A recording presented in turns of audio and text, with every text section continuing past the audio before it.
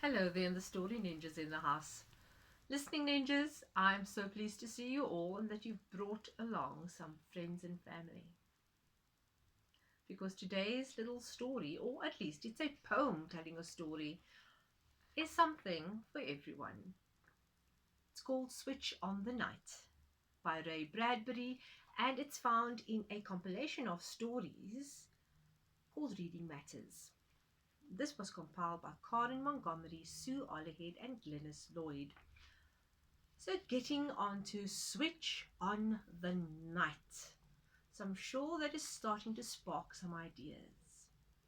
So once there was a little boy who didn't like the night. Many of you are thinking, sounds just like me. But anyway, he liked lanterns and lamps and torches and tapers and beacons and bonfires and flashlights and flares. But he didn't like the night.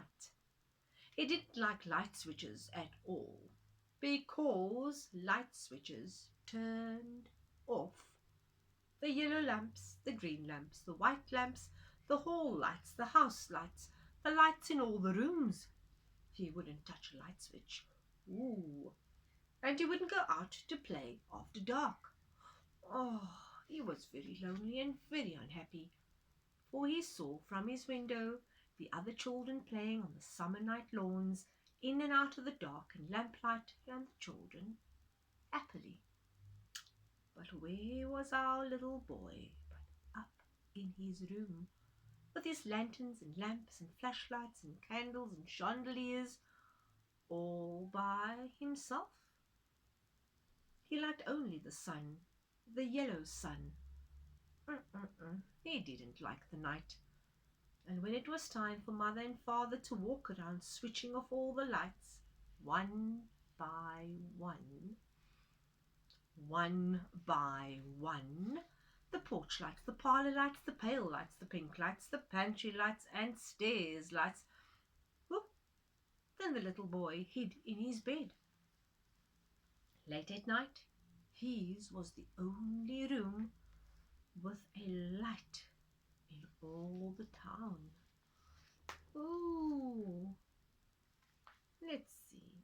And then one night, with his father away on a trip and his mother gone to bed early, the little boy wandered alone, all alone through the house. My, and how he had the lights blazing. The parlor lights, the porch lights, the pantry lights, the pale lights, the pink lights, the hall lights, the kitchen lights, and even the attic lights. The house looked as though it was on fire. But still the little boy was all alone, while the other children played on the night lawns, laughing far away. And all of a sudden he heard at a window. Something dark was there, and a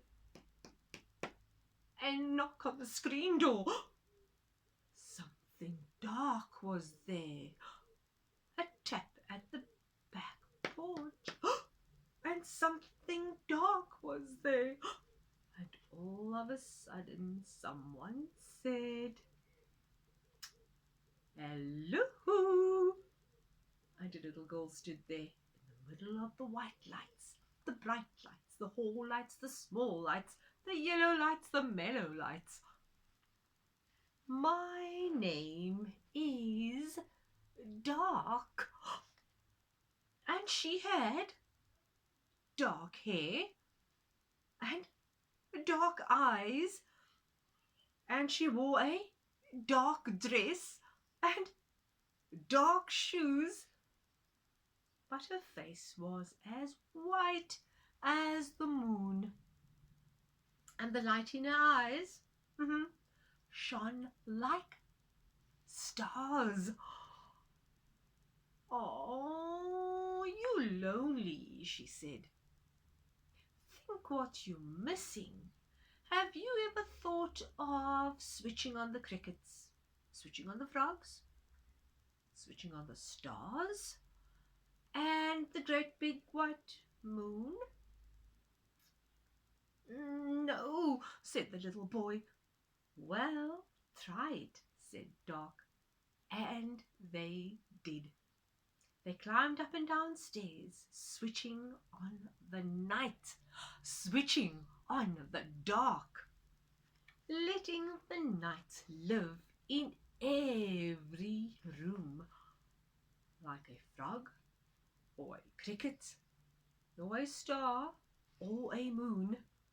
And they switched on the crickets, and they switched on the frogs, and they switched on the white ice cream moon.